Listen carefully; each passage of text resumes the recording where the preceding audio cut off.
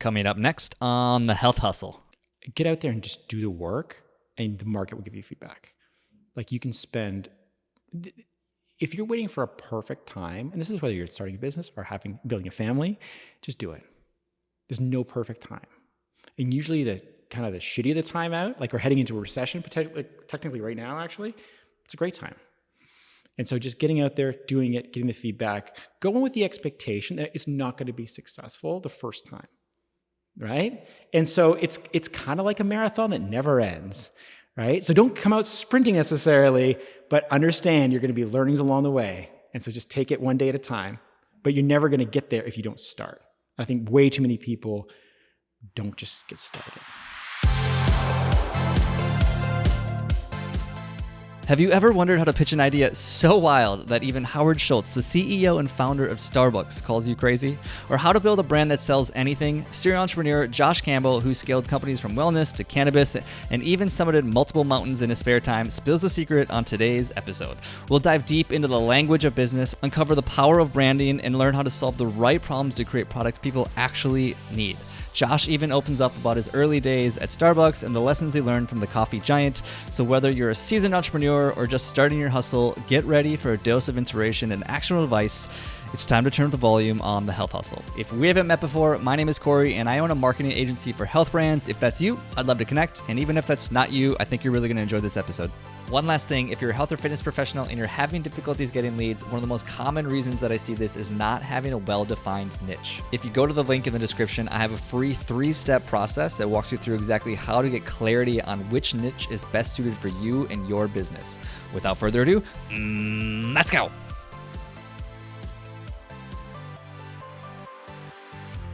We were in a helicopter earlier this week, and of course the microphone's like in your mouth to use it because it's voice activated. Why were you on a helicopter?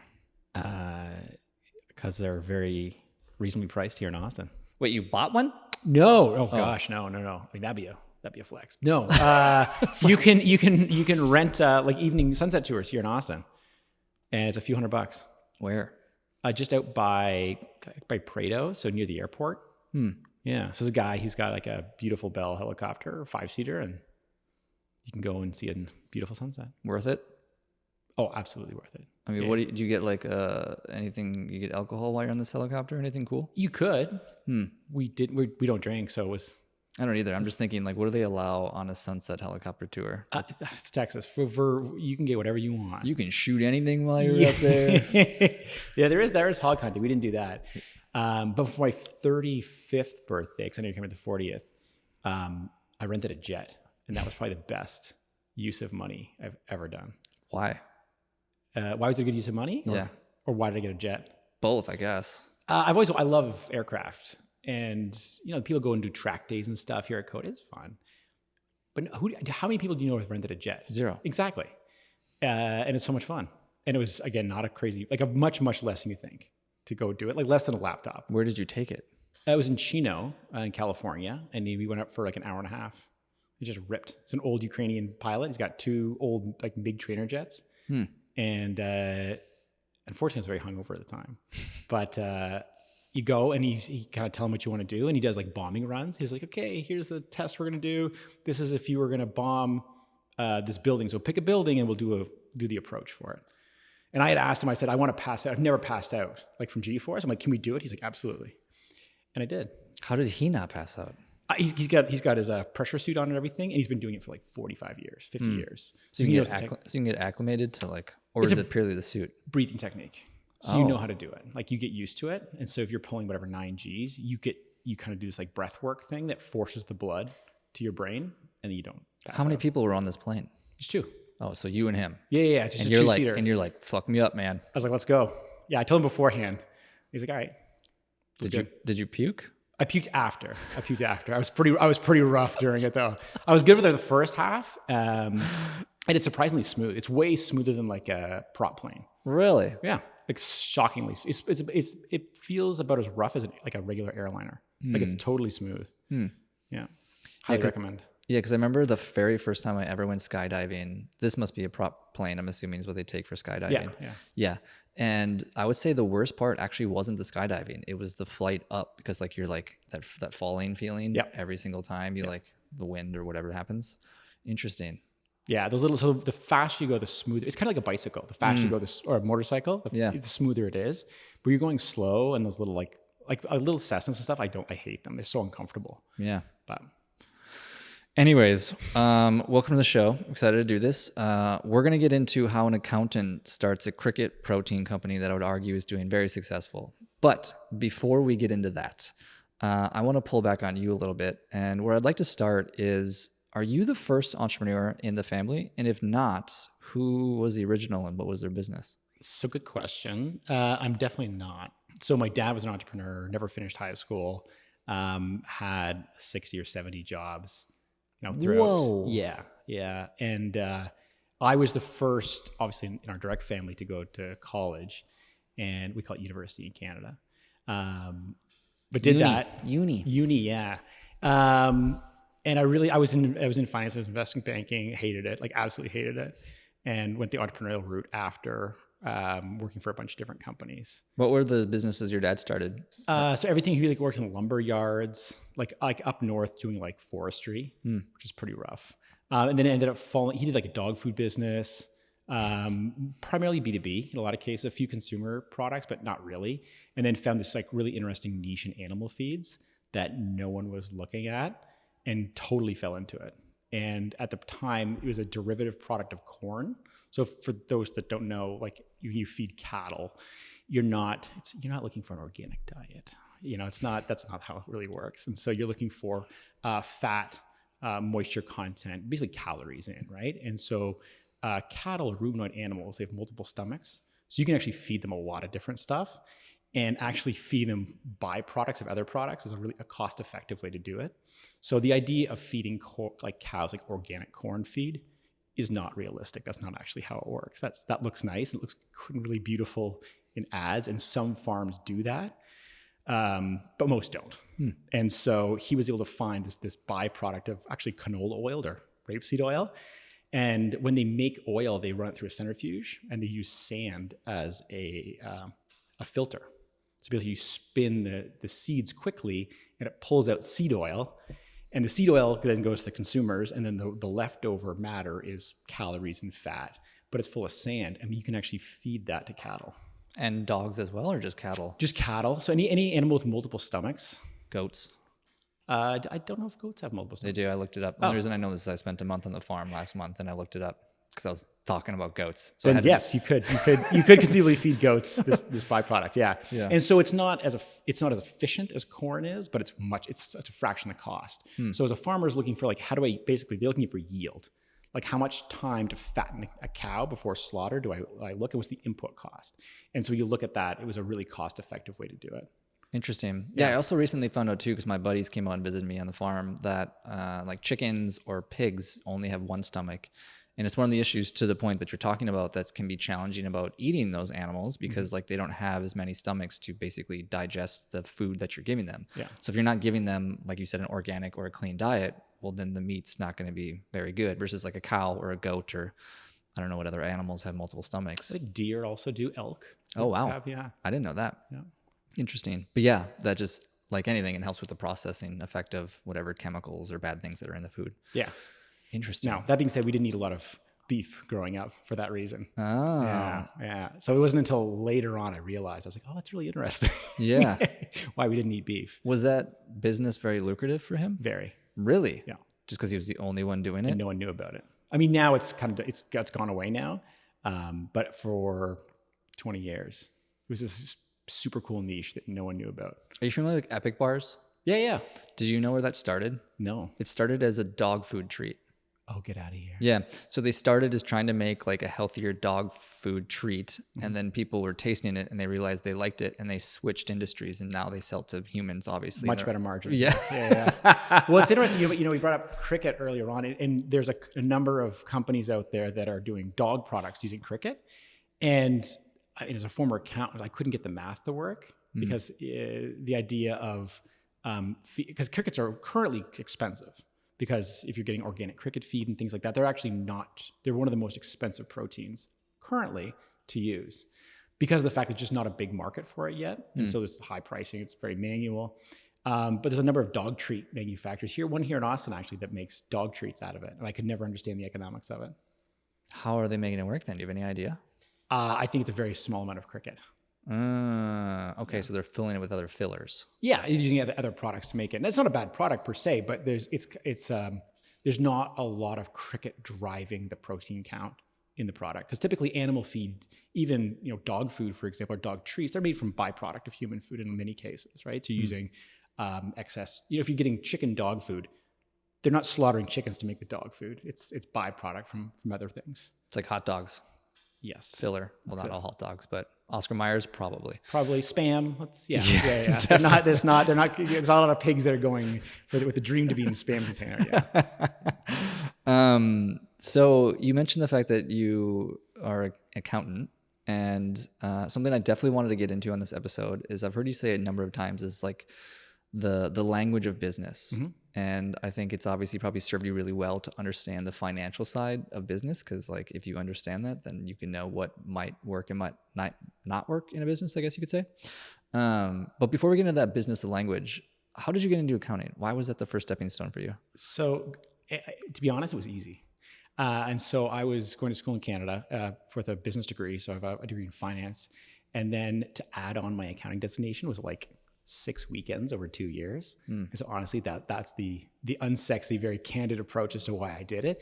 And I did management accounting, which is a little different than financial accounting. And so tax and audit was never my thing. I had a lot of friends that did that.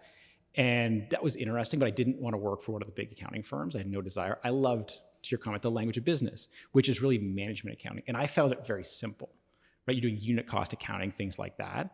And for me, it was just so logical, and I really enjoyed that. And it was kind of not that accounting sexy, but it was like the least sexy of an unsexy industry. So that's where I was like, okay, it's an interesting niche to go after. And I knew I didn't want to do tax. I knew I didn't want to do advisory work.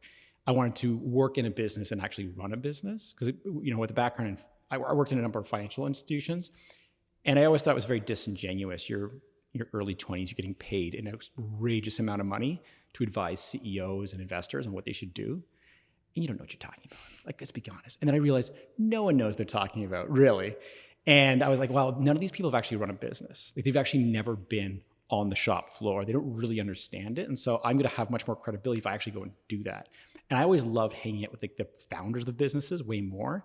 And I'm talking about like manufacturing businesses, like guys that made belts, and like stamp metal. Like, it was much more interesting to me because it was a very simple business. And there was kind of this appreciation for the simplicity of it. Whereas I think now, especially in tech, for example, people can make things so complicated, but there's a beauty in the simplicity that I really appreciated. And accounting made everything simple, because you can't, like, cash is cash. You can't fake it at the end of the day. I like that a lot. Yeah. I mean, if you can break down the exact numbers behind a business, it definitely makes it a lot simpler to understand like what you should or shouldn't do. I mean, it allows you to make business decisions, I would assume. Yeah. Well, everyone, and I realized this, I actually went to work for Starbucks after getting my accounting designation. And it was amazing, because if you're the finance guy, you could talk to everybody. So you're sitting down with the CEOs. We bought a bunch of companies, and you're doing that due diligence, and you're doing it at a young age, but you're getting into the weeds of it, which is really cool. And they're looking to you for advice, which I always liked quite a bit. So you can be the youngest person at the table.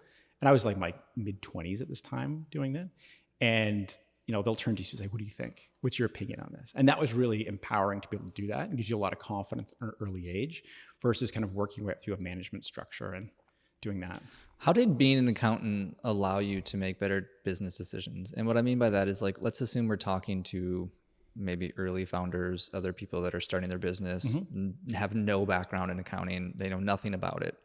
I mean, what are you looking at? What are you looking for? What are the lessons there? I would say, first of all, don't make it more complicated than it is. Like, if you're selling a service, figure out how much your time is worth, and then just work backwards from that, right? If it's a product business, and there's a lot of people, I'm sure, listening that are doing both right now, understanding your margin structure. If it costs you X to make it, what do you need to walk away with at the end of the day? Like, what does that look like? What do your overhead numbers look like? When you look at a business, like a P&L or a profit and loss statement, there's like 4 numbers that really matter. Everything else is not that important. So if it's a product business, sales, cost of goods, that's basically it. That's your 2 key numbers. If you can't get those right, nothing else matters, right? It doesn't matter how much you spend on marketing. It doesn't matter. Like, I mean, it will matter eventually, of course, but initially, if you can't get your margin structure right, nothing, you can't grow your way out of that, right? And then I think that's what a lot of people, especially early, are like, well, don't worry, we'll get to it. I'm like, I've never seen it happen. And I think that's where people make mistakes. What do you think are like good profit margins in general? I mean, obviously it's going to vary on the product, the business, premium, not premium, et cetera, but like just like give people an idea of like, what are we looking at when we're talking margins? My answer is going to be a little cagey because it really depends on what the business is. So if you're looking at a software business, like a SaaS business, you should have huge margins, like 90+% margins, because you have this massive fixed cost that you're trying to apply it against, right? If you're in the CPG or the consumer packaged good business, like if you're selling sparkling canned water, you're going to want to have a pretty high gross margin. And I'll say I typically won't look at a business or get excited about a business if it's a CPG business without at least a 70% gross margin. Oh, yeah. Because you've got so many other costs, like marketing, for example, that you have to spend in order to drive sales. If you don't have a decent margin structure, you're just kind of on this death spiral where you'll limp along for, in some cases, years. And you can never get the velocity to get out of it. Now, there's a few exceptions to those, but that's generally where it is. What were some of the earlier business ventures that you had? Like, where did you get your first grassroots of learning some of these things? Lemonade stand as a kid. I grew up in the country. Yeah, it was a terrible business. It was like 3 cars a day. It sucked. It was pretty rough. But you learn very quickly. You're like, okay. And I remember as like a 10-year-old, it's like, okay, well, I have to relocate into the town because I get more foot traffic. So you learn these little things and you don't realize that time. And then I did a painting business, like a student works painting as a university student first year, and learned a ton about it. So you sell during school season, and in the summertime you produce all your work.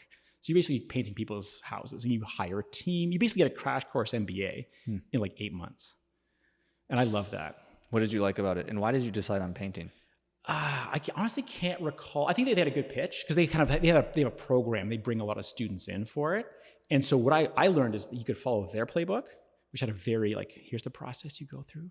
Okay, if you pay on credit cards, you mark it up 2%. I basically figured out what the number, like if let's say your house is going to cost you $10,000 to paint it, I'd say, hey, it's going to be $25,000, but I can do it for like 15.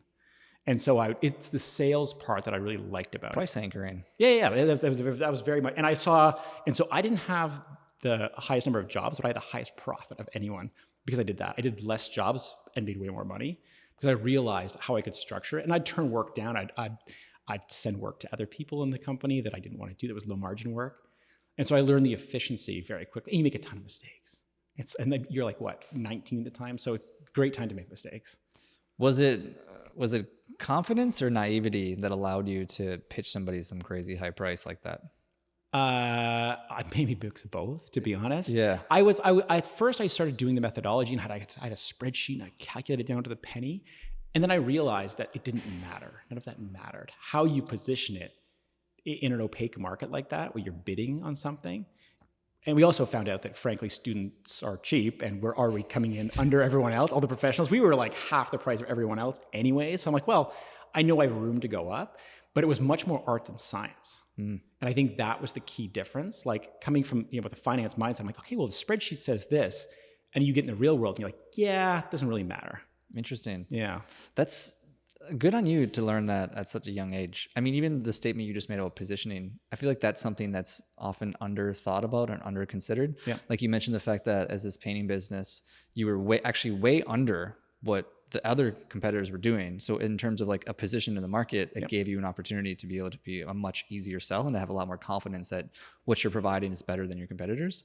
I don't think a lot of people think about that piece of it, like the actual position in the market. It was the value. And so I knew, listen, we weren't as good as someone who's been painting for 25 years. We have students that are painting. Like, let's be real here. And so we knew the product was an inferior product. So we had to come in lower, right? But it was how much lower? What was that threshold for people, right? And so that was really interesting. I'll give you a quick example here. We're redoing some landscaping at our home, and I've gotten, I think, about 8 quotes so far. And the range in quotes, there's about a $50,000 spread. Wow. Which is insane. Yeah. And so you look at this, again, it's opaque because no one knows what the other person's bidding. And you're like, wow, they just don't know, right? And so if you're thinking about someone starting a business or coaching or doing something like that where there isn't a clear trade-off, you can build that pricing in with the way you present it, how you anchor it, all those types of things. How do you think, okay, let's use this as an example because that's really interesting. You have all these people bidding on this landscape situation. Yeah. The reason I'm bringing this up because I think people could learn a lot from this example. And how would you go about choosing which one to decide on? Because value is a sign, or excuse me, price is a sign of value, right? Mm-hmm. Like the people that are probably bidding you on the highest end of this, you now have an assumption and associated in your brain that they are better than the other ones, but they're more expensive. Mm-hmm. So like, how would you in this situation decide on like how to price yourself, or how would you decide as a consumer which one you're going to go with? Well, I found it, so maybe answer your question in a roundabout way. It's interesting because none of them asked questions to me. Not a single person asked questions. They just threw a bid at you. They all just threw bids, and I thought it was really interesting. That's odd. Yeah, because I could have been happy to talk and be like, here's what I absolutely need. Could have negotiated. Here's what I'd like to have on it. Sure.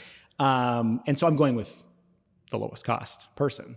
But I would have gladly gone with someone else had they come in and been able to say, hey, we can probably save you some money here. I'd recommend you spend a little more here. All these types of things to finagle their way to it. We just got a garage door actually, and we went with the second highest price for that exact reason, right? They explained the whole thing, the methodology, how the process works, the importance of it. I was like, you know what? Totally fine paying a premium for that service. Okay, I love that you brought that up because like that is also, I think there's been a lot of discernment that's had to been learned on my end in terms of being a business owner of like, yes, partly understanding like what is the problem you're solving and how you're providing yourself in a position to be the best solution to solve that problem, but also to knowing your customer because like as of recently, like I had somebody reach out to me and they're like, hey, do you do website development? And I was like, yes. And they're like, how much do you cost? And it was like, okay, well, first of all, development is a massive word. So we need to have a conversation.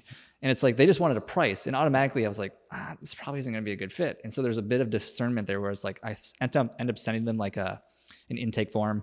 I wasn't going to do a call until I even knew they were a good fit for this. Yeah. Cause it was like, I think so often the people that are just like, how much is your price? It's like, they're often actually not really a great customer, right? In my experience, whether it's like our rental business or if someone's asking for like a referral for do you have a good branding agency? I'm like, I do. Is your budget 10 grand or $2 million? Because they're both great, but it just what's your level of expectation? Because if your budget's $500, Fiverr is a great option totally for that, right? Totally and I agree. think that's the misunderstanding for it. Same thing when it comes to like whenever we get a hit up for someone to like rent one of our homes, if they start saying, hey, can I get a discount? I'm like, it's going to be trouble every single time. The best customers are the ones that are like highest price, no questions asked, 5 stars every time. It's a very consistent pattern. True in every market, I feel like. Yeah. Are there any sort of unique businesses that you found yourself dabbling in, whether personally or with other clients that you've worked with or companies you've worked with? Well, I've never had clients. I'm not a good client person. I've been told. But I say that a little in jest. But I would think, earlier on, all the business I've been involved with are a little weird, right? So I was in the coffee business, which is, of course, very well known, not as weird anymore. I went into essential oils, built a really large business there and sold that. And everyone told me I was crazy. I went to that business. Howard Schultz called me up and told me I was out of my mind for leaving Starbucks to go to this little startup company. No kidding. Yeah. So that, to me, that affirmed like I was doing the right thing. If someone's going to if someone of that stature, who I respected so much, would call up and drop a few F-bombs on a call with me, I was like, all right, I've made an impression. I went to cannabis again early on when it was getting legalized in Canada. And so that was a really interesting process from someone who's like the nerdiest, squeakiest clean person. And now I have a very different understanding and appreciation for that entire space. For anybody that doesn't know Howard Schultz, he's the starter of Starbucks. What was that relationship like with him? Because I actually recently listened to a podcast interview he did because he's officially stepped away. Yeah. But I remember he left and then he came back for a while based on what he was saying because of he was really upset with the direction of the business and where things were going. Now I don't know where things are at with Starbucks, to be honest. But what was that relationship like with him? I mean, I wasn't working day in, day out with Howard by any stretch of the imagination, but I was on the team where we did work with him and his team. And he's a driven guy. There's a very charismatic public persona, but he's one of the best salesmen I've ever met. Behind closed doors, he's ruthless in a good way, like very, very, very, very driven. And yes, he came back because the company had lost, I think, 70% of its share value, and he's the biggest shareholder. So there's a big financial incentive to come back as well. And so that's a big part of it, right? At the end of the day. He's also a very polarizing figure, right? Through his ownership of the basketball team, to his presidential bid. But he's a phenomenal entrepreneur. And, has built not only Starbucks, but a host of other companies through his venture firm. Yeah. If anybody hasn't read the book or heard his story, I should definitely highly recommend checking it out, because like the origin of Starbucks and where they're at now today is a very good story. Yeah. I think there's 2 or 3 books out now that he's put out. Yeah. They're definitely worth reading. I would put them up there with like Richard Branson in terms of like biographies to read. Totally. You told me, I saw that's one of your favorite books. What's the big takeaway from this book for you? For Richard's? Yeah. Well, his first one, I think, was Losing My Virginity. Yeah. Yeah, it's funny. I read that on spring break. I cover to cover during our college spring break. I just love his approach. I think he's a great guy. He's not the smartest guy. He's very open about the fact that he's like not the smartest, but his approach of just trying it, I love, right? And the way, and I kind of loved his persona, right? He's the only guy that can go in and say something now that would be highly inappropriate by anyone else, but it's Richard, so he can kind of do whatever he wants because he knows it's coming from a good place. And I think what he's built with, like Virgin, there's nothing tangible there. It's brand, it's experience. If you look at the deal structure, how he's done everything, to my knowledge, at least, they're all the same deal structure, and I could be wrong on that. And that's they basically bring the brand to the table, and they find a partner who has like the knowledge, the technical knowledge, whether that's mobile phones, whether that's fitness, whether that's cruise lines. They're not experts on any of that, but they're experts on experience, and that's what they bring.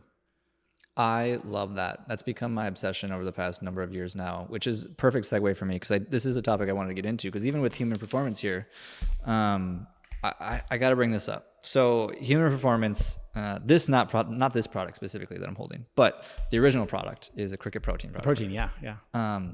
So I definitely somehow tried this product. It was probably at one of the community fitness events here in Austin at some way, shape, or form. They were giving out free samples, took it. They're great. Loved them. Awesome. But at no point in any time or any shape did I know that it was actually crickets that I was consuming. Yeah. And it made me think a lot about branding. And I'm like you, I'm very obsessed with branding, because have you ever heard of the company, the Golden Cricket?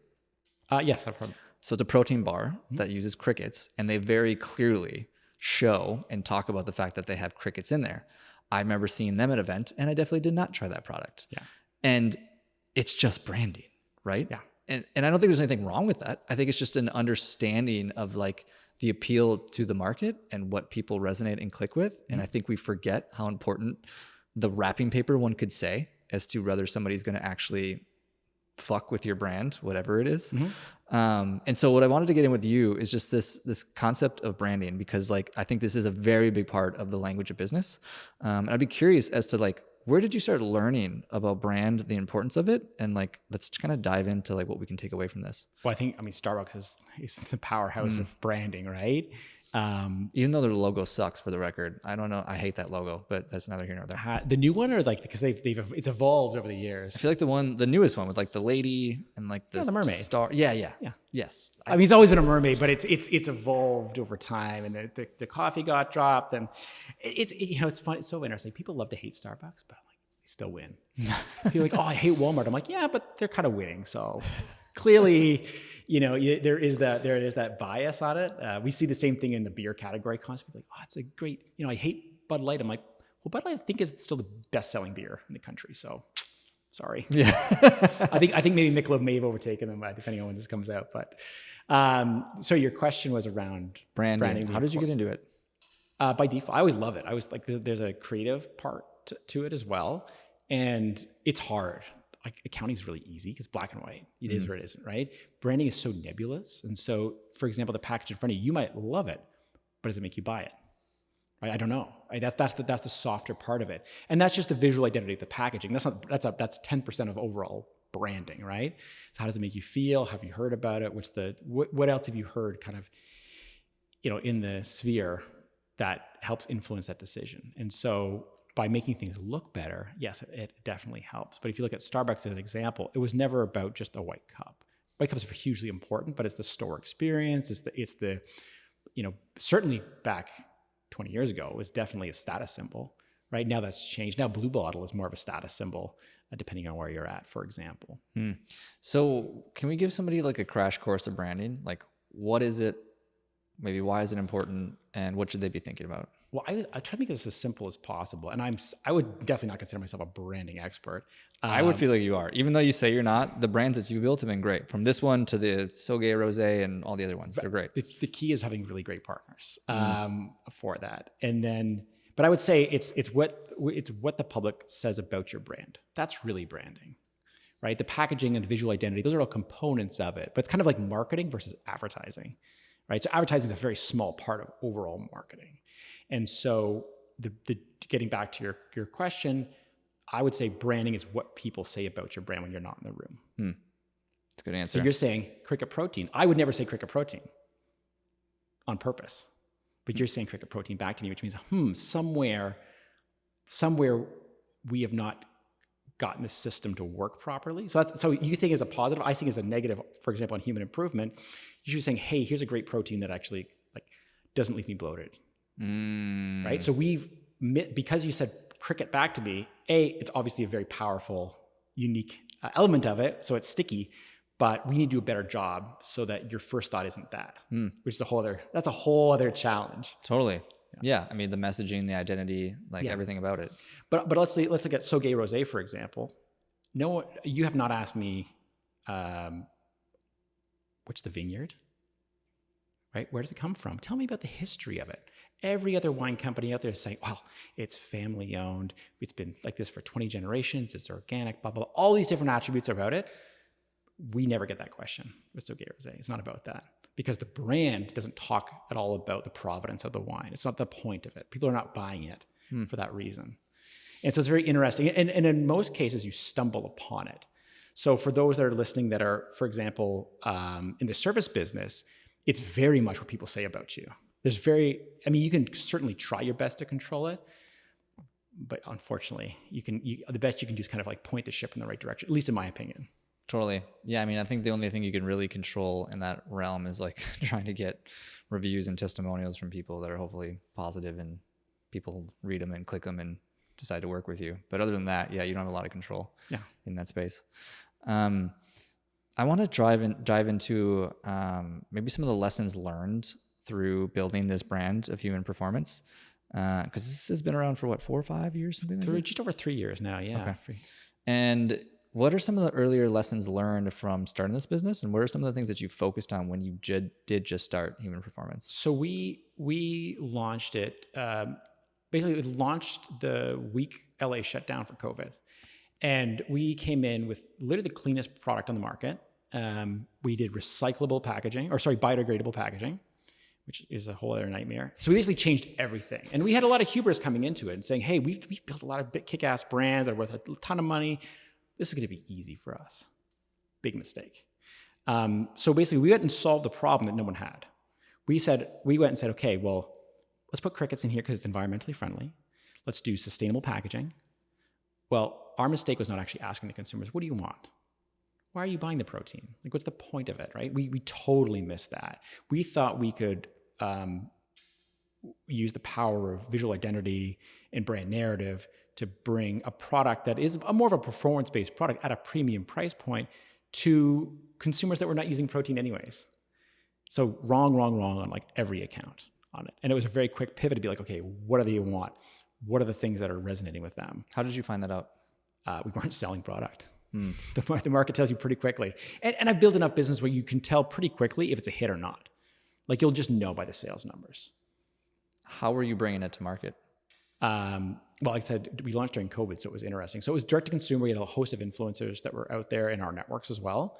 And that we launched D2C first, and then launched on Amazon, then launched in wholesale. And you just weren't getting anybody buying. You literally heard crickets. We literally heard crickets. Exactly. It wasn't quite that bad. We were getting some momentum on it, but people weren't raving about it. And that's when I knew, I'm like, something's off. Because every other business I had built, if I said, hey, I work for Starbucks, people are like, let me tell you a story. everywhere someone has a Starbucks story and could give you advice on what to do. Same with, I used to run a business called Sage Natural Wellness in Canada. Very, very popular. Everyone knew it across Canada. Everyone would give me their opinion on it, right? I used to also run a business called Dosist in the dose control cannabis space. Everyone had an opinion on it. It was very, very well known, and people loved it. I mean, you're also giving out free drugs to people, so there's an incentive there. But people have really strong opinions about it, and we're like, you could see it in their eyes light up when they talked about it, and we weren't getting that with human improvement. We were like, oh, that's neat. Like it was like kind of like a family member doing something. You're like, oh, that's nice, that's special. And I was like, ooh, they're just being nice. This versus they don't love it, right? Yeah. And that was an indicator, like, okay, we haven't struck it yet, right? And there's other businesses I see as well. Like as an investor, that's the question. I'll have a bunch of friends buy a product before I invest and say, what do you think of it? And if they're like, oh, it's okay. I'm like, that's not gonna work. Shit. Totally. Yeah, that's a miss, right? But if they're like, I'll give you one element. I wish I could invest in Element. I was like, this is the dumbest thing in the world. Who the heck is buying salt for this price point? There's so many competitors out there. I think I have 3 or 4 every day in Austin now. Like it's one of my favorite CPG products out there. Damn. And I tell everyone about it constantly. Well, that's good. That's good observation, I guess I could say, by you. I don't think a lot of people are aware enough to do that, honestly. Like something I think a lot about, you brought up the point of like talking to customers and seeing if people actually want it. Mm-hmm. As somebody who I used to practice as an occupational therapist, I don't anymore. I'm like completely out of that industry, to be honest. And now I'm more in the marketing branding side of the things. And I often get questions of people of like, how did you do it? Or like, I'd love to start my own business. Or like, how do you go from like starting a business or like being an OT to starting your business, et cetera, et cetera. And my response is always the same. It's always like, well, you just start talking to people that want what you think that they want. And then you see if they give you money for it. Yeah. Right. or say, yeah. I'd take it one step further and be like, what problem are you solving for them? For sure. Yeah. Yeah. I mean, it's hand in hand, right? Is like, if you're solving a problem, they're going to pay money for it, assuming it's a big enough problem. I mean, ideally you have a really big, the other thing is acute problem. Yeah. That's what we've also learned is like, if you can, so we have the cellular detox you have in front of me, it's got a very strong taste, whereas protein doesn't. It's pretty muted. And so we see the acute reaction, actually a very helpful tool for it. You know, when we were in the cannabis space, you know, we dose control cannabis. So your onset time is like a few minutes. So you feel it really quickly, right? And so you could see people's eyes light up and have a reaction to it. And so and the problems we were solving weren't necessarily intoxication, they were sleep or libido. And those are big problems to solve, right? And so and that's when you get that really passionate reaction. Like if you can make a wonderful cocktail, it's great. Is a cocktail life-changing? I would argue it's probably not. Maybe a little bit better than someone else, right?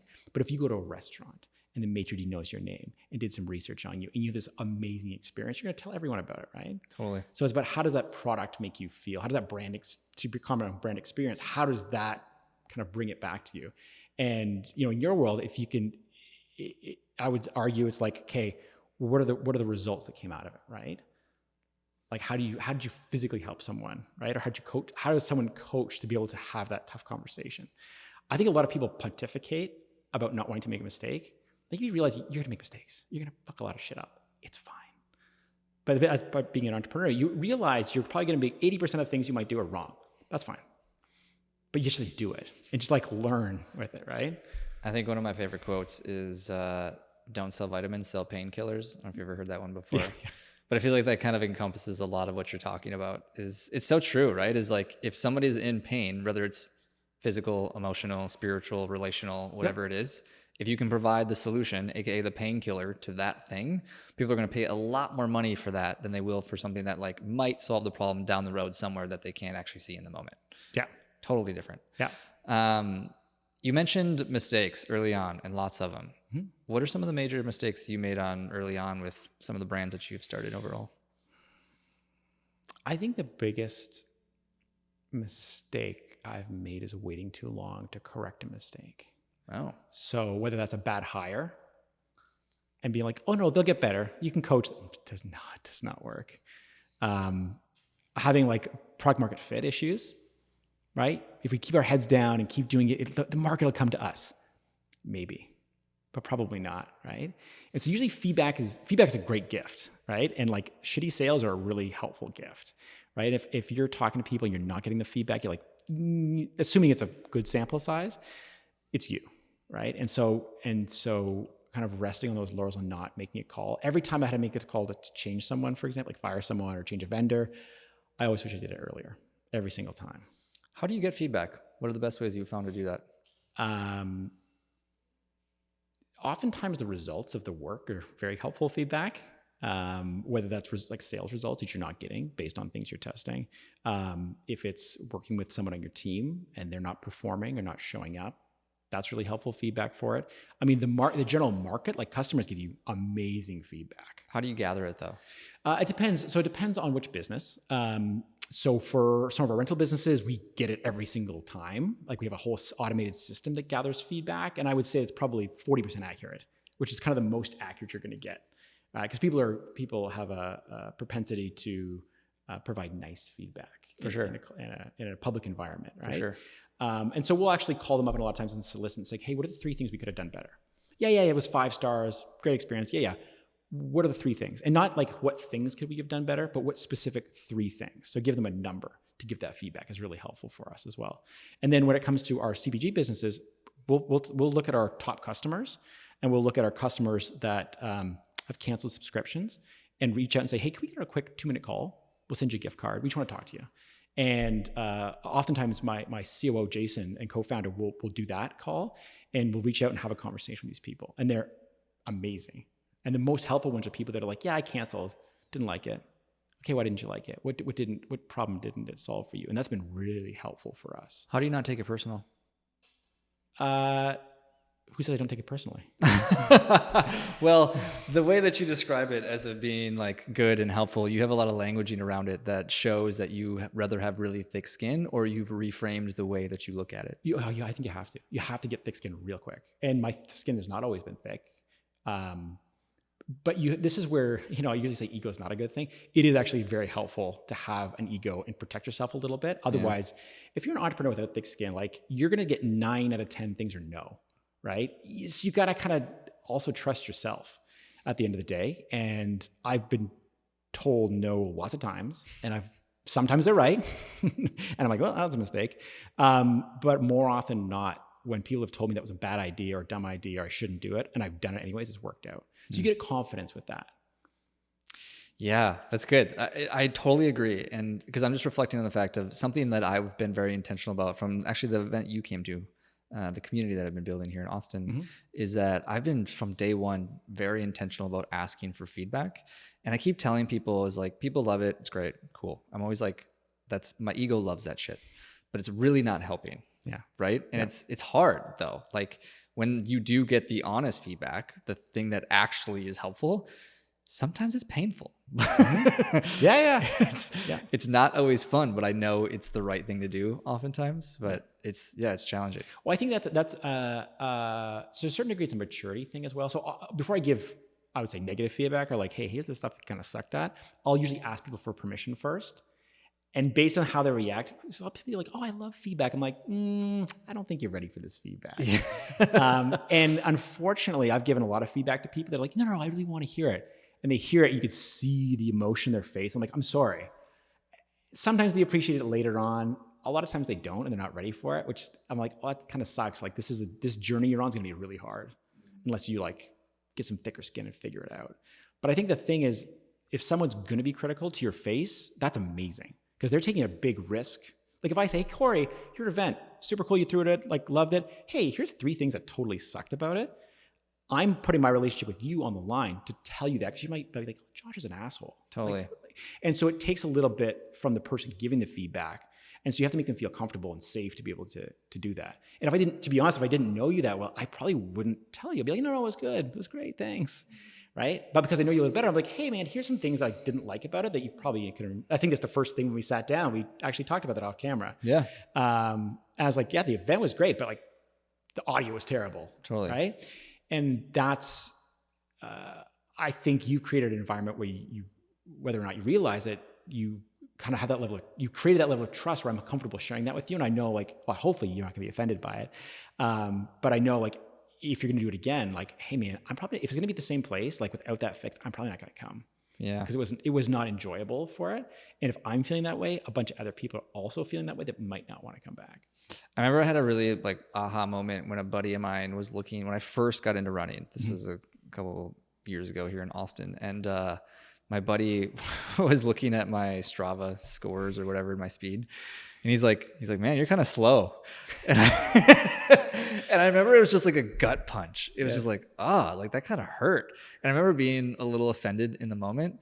And then later that day, I think I posted on social or something like that, because it really got me thinking. And it was like, man, my favorite friends are actually the ones that tell me what I need to hear, not what I want to hear. Yeah. Is like, feedback often sucks in the moment, but I will know once like the whatever cocktail of emotions subsides for a little bit and I can look at it with a clear lens. Yeah. I'm always like, okay, well, that's actually super helpful. Thank you for telling me I'm slow. Because then I started running faster, right? Yeah. And I wouldn't have otherwise had he not said something. But yeah. And I see it a lot of times when people first start their entrepreneurial journey, because usually the first kind of cut at it is pretty shitty, like almost always. And usually the second part's shitty, but it's not as bad, right? And I'm sure you see this quite a lot professionally. And you want to be like, hey man, I see where you're going with there. How do you think that's going to be received? Like, how do you think people are going to hear that? We have a good friend here, Bill Murphy, here in Austin, and Canadian. I love Bill, another fellow Canadian. And hopefully he doesn't mind me saying this, because I've been very open with him about it. And he's launched this product and it's got alcohol. I'm like, why? Why are you doing this? You're so good at running events. You are a great community builder. Why are you picking to do something like this? Why not just do the water? The product's amazing. People love it. Like the market is telling you to do something. Like, you're stuck in this way because that's what you think you should do. And we'll see what he does with it. But I actually remember I don't know if you were at that one. So a buddy of ours, he does these, I don't know if they're every other week, but it's like an ice cream run deal, the 5K ice cream run situation. But yeah, I think it was actually the last one that I went to where they were all seltzers. There was his brand and his drink, but there was no alcohol and all seltzers, and they were gone. Yeah. Like, phenomenal. People crushed them. Yeah. Like, they loved them. Yeah. It's like, why don't you just do this? Yes. Yeah. I mean, the market is telling you what they want very clearly. Yeah. Yeah, absolutely. We'll see what he does. Bill. Anyways, so let's go through some of the growing pains of human performance. So early days, I know, it was purely grown via word of mouth. And then I'm sure you reached a tipping point where it was like, all right, we need to push this out into more of the market. What did that look like for you guys? So for us, we had very clear financial metrics we wanted to hit on it. So growth metrics. And so in order to do that, you've got, 10 different arrows in your quiver. And so we just started deploying them. Some worked effectively and some definitely did not work effectively. I think the biggest gap for us is we didn't have product market fit and we pressed the gas. Big mistake. And so in retrospect, we would have worked much closer with the community and really understood what the needs of the community were, and then built products around that versus going straight heads down with what we thought was the right market or product for the market. How did you make that mistake? Why was there a confusion as to the fit in the market, as to what you thought they wanted and what they actually wanted? Hubris. Okay. Yeah. We were arrogant. Absolutely. You're like, this is an amazing product, but you weren't actually listening to what the customer was saying. Yeah. We solved the problem for the customer that didn't exist, which is like, I want an environmentally friendly protein. No one wants that. That was not a decision-making factor for them. Because correct me if I'm wrong, but now the messaging, the branding is more built around like no bloat, correct? Yeah, no bloat. And people want to build, like, people use protein because primarily, I hate to say this so curtly, but vanity metrics, right? You want to build lean muscle and lose fat. Totally. That's the majority of reason why people use most supplements, other than like sleep and energy and a few other things. But protein specifically, it's around building lean muscle. And that's a lot of our messaging. I get how you could go down that route though, because like one of them, like, have you ever heard the concept of being a missionary versus a mercenary? No, tell me. So like people who start a business for missionary reasons are like, take Elon Musk going to Mars. That is a mission. He is literally on a mission to, in his mind, save the human race and prevent us from killing each other or dying off on planet Earth. And he wants to go to Mars for it. That's very mission driven. Versus a mercenary driven entrepreneur, somebody that's just trying to make some money. They're just trying to find like what the market will buy and sell. So I get why that could be challenging, right? Because like the first one that you described to me of like sustainable and solving this nutrition issue on the planet, it's very mission driven. And so I could see how like that should resonate with people. You would think it would, but for some reason it didn't. So that's interesting. I would use the same, using your Elon, and I'll go with Tesla as an analogy. I don't know anyone who bought a Tesla to save the environment, right? Look at Prius. Prius was like environmentally friendly. Like how many Priuses there are versus how many Teslas there are, right? Facts. The market has clearly indicated. Tesla was like performance. We want to make electric sexy and have outrageous performance that beats a McLaren. And so you look at that and you're like, yeah, that's what the market wants, speed, right? And there is a positioning standpoint as well, right? Like 10 years ago, you pull up in a Tesla, and it's like heads, I mean, a little less so now, but heads would turn, right? It was like pulling up in a Lamborghini. And I think that that social factor is really important when it comes to product at the end of the day. I mean, that's a very good point. Cause like, yeah, I mean, even after, like I was telling you before we started recording, reading the book about Elon and everything I've learned about him, he was also, he's so brilliant. It's unbelievable. Like it's like the equivalent of like a human to a dog. It's like, you know what I mean? He's just on such a different level, but he talked extensively about the fact that when he was creating the design around the Tesla is that he wanted it to be cool. He wanted it to be like the original designs kept looking like, as he would say, a bubble car. And he's like, this looks stupid. Like nobody's going to buy this. This doesn't turn heads. And they had to keep redoing it because he understood the wrapping paper mattered, right? Like how this thing looked and made people feel mattered a lot, even though his mission is bigger than that. The wrapping paper of the business was more around like what people would buy essentially. Oh, I think it's huge. I think missionaries, to use your analogy, miss that a lot of times. And if you look at like Fisker is another cool example. So if Fisker electric car, arguably one of the best looking cars, in my opinion, ever made. They're designed from Aston Martin to come over, like amazing.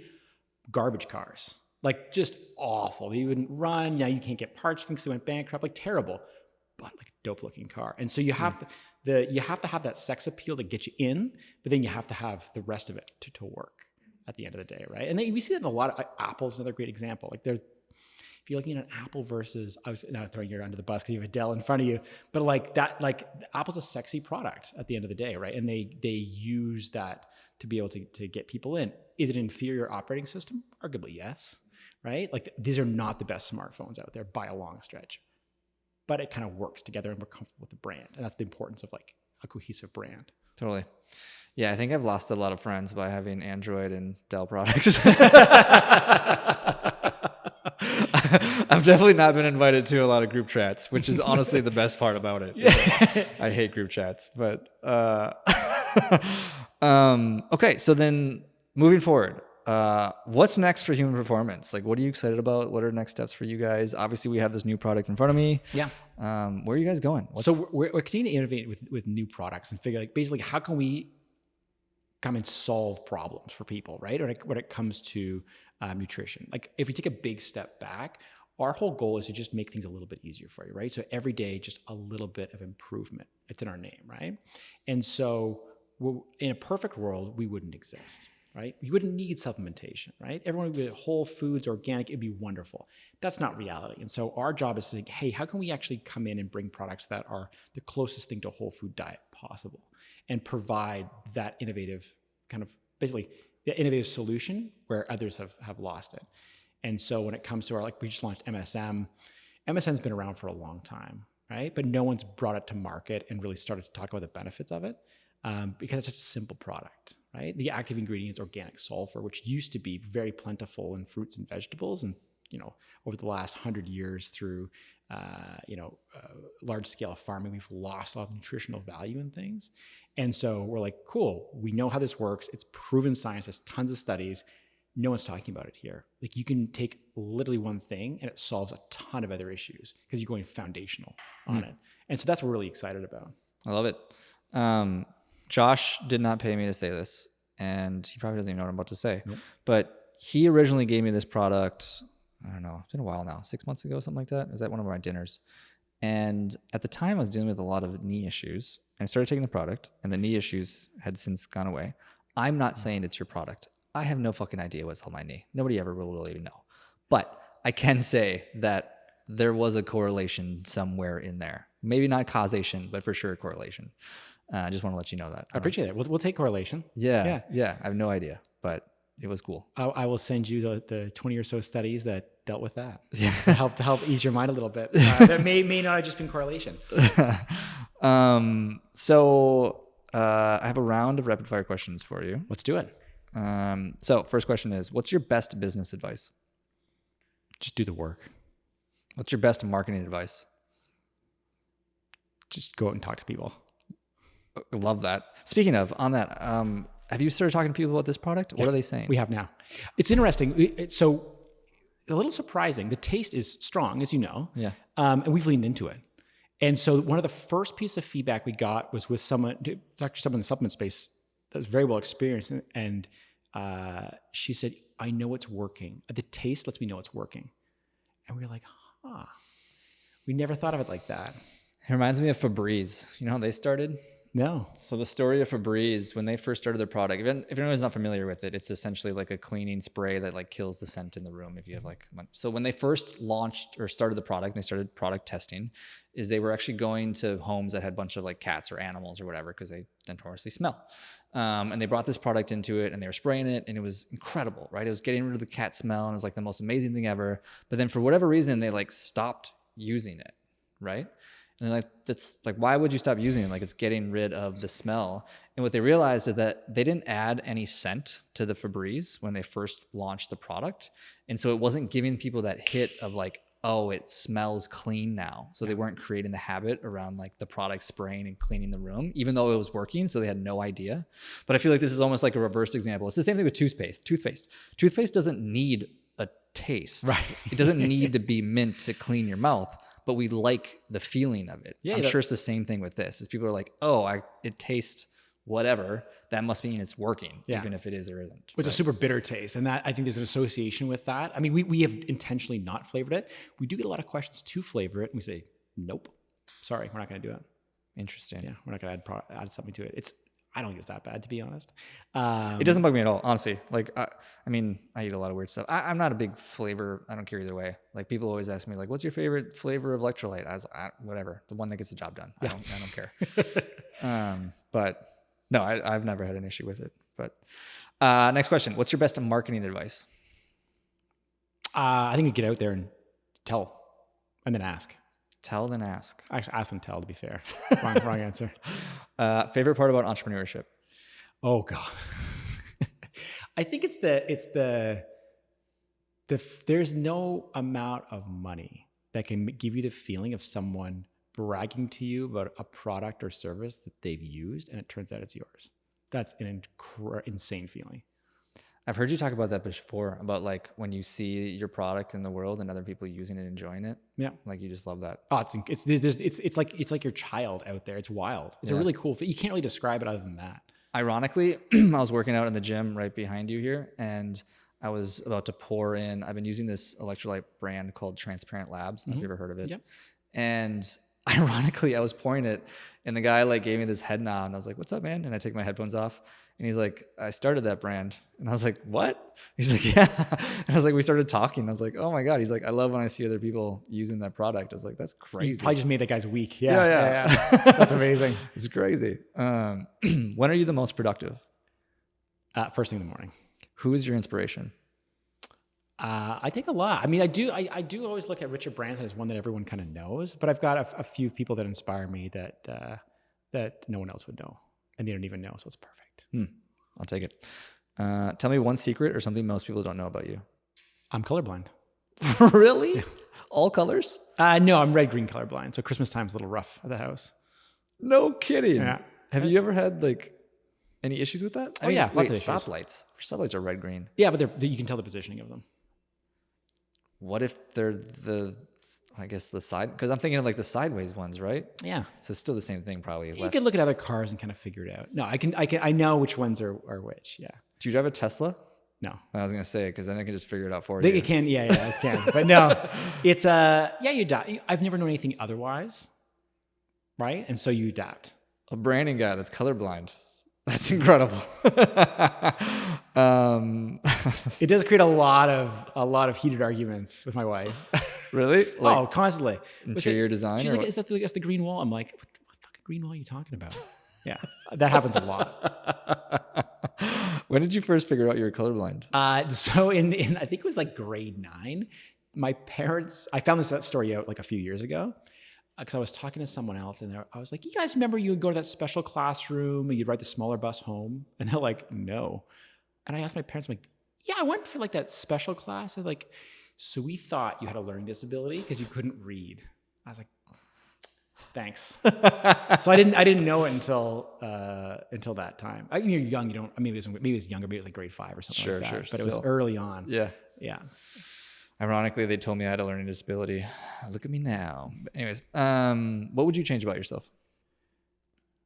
Ooh. I mean, probably nothing because it wouldn't be where I am. I would say that's not true though. That's a cop-out answer. I would say trusting my gut faster rather than procrastinating. I'm a brutal procrastinator. What's your favorite app or resource right now? Notes. On your phone? Oh yeah, old school. Yeah, same. I use Task because I'm a Android guy. Is that the same thing? I don't know what that is. It's the exact same thing. Okay. Yeah. Google. It's a Google product. Google Tasks doesn't matter. I think my wife has all her business set up on Notion. It's all integrated. I'm like, Same. this is amazing. Yeah. I'm good. I'm good with notes. Like, Yeah. I print stuff off to read it. Like, yeah. I think there's something beautiful of like handwritten. I just find it easier. I have both. I have a handwritten journal. This for my day to day, but for long term, the technical side is way easier for me. Actually, like I was telling you, I was just on a farm for this last month, and the owner, Graham Irishman, great guy. He sent me this like Google Doc of like everything I needed to know. Right, like there's a lot to know about a farm, from animals to feeding schedules, everything. Everything's on this like Google Doc. And I ended up taking his entire Google Doc and put it into a Notion document to make it 1,000 times easier. And it did. It was like I was able to auto-generate like what tasks needed to be done each day, as opposed to going to this long-ass document and trying to figure it out. And so when I got back, I sent him a Loom video of like explaining this doc. I was like, hey, Graham, just want to let you know, I've been using this document and you want it? Awesome. If you don't, I don't give a fuck either way. Just thought I'd show you that I have this. And he responds to me. He's like, that is fucking amazing. Send me that now. He's like, how do I get into this thing? I was like, all right, I'll hook you up. I'll see if he actually uses it. But what keeps you motivated? Knowing you're never going to get to that finish line. Wow, good answer. What's your favorite part about Austin and you can't say the people? That's obviously the great cool weather and lack of storms. But honestly, the answer is the people, because otherwise it's cop out. Because everyone says that.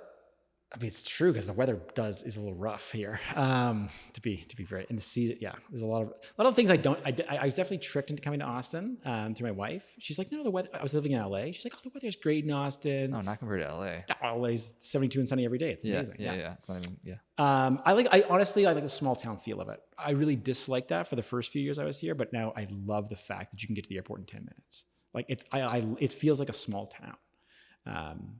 Versus a big city, which is a great thing now. Totally. I tell my girlfriend that all the time. Is like, it's actually I don't know why you didn't like it, but it's one of my favorite things about it is that there seems to be like common congregating places in this town. Mm-hmm. And so it's very common to run into people that you know, which is cool. Like having unplanned encounters with people that you know is like very communal. It's very fun. Yeah. It's also a very young city in a good way. Yeah. Like I was always the youngest person in my cohort, like in Los Angeles, for example, or Vancouver or Toronto. But in Austin, I'm the oldest person, which is interesting.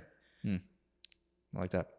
I have one last question. Before I ask that question, though, I want to acknowledge you for continuing to follow this unique journey of finance and accounting to different types of products, from anything from the Soge Rosé to this new line of human performance, to essential oils, and just continuing to notice what's happening in the market and paying attention to people, and obviously creating some pretty awesome products that people are really enjoying. So I think it's great. Yeah. Before I ask my last question, where can people find you? What's your plug? So at Camp Josh on every platform. It was very early in the Gmail days, and so I was able to get that one. Nice. But a bunch across the board, or at human.improvement. Cool.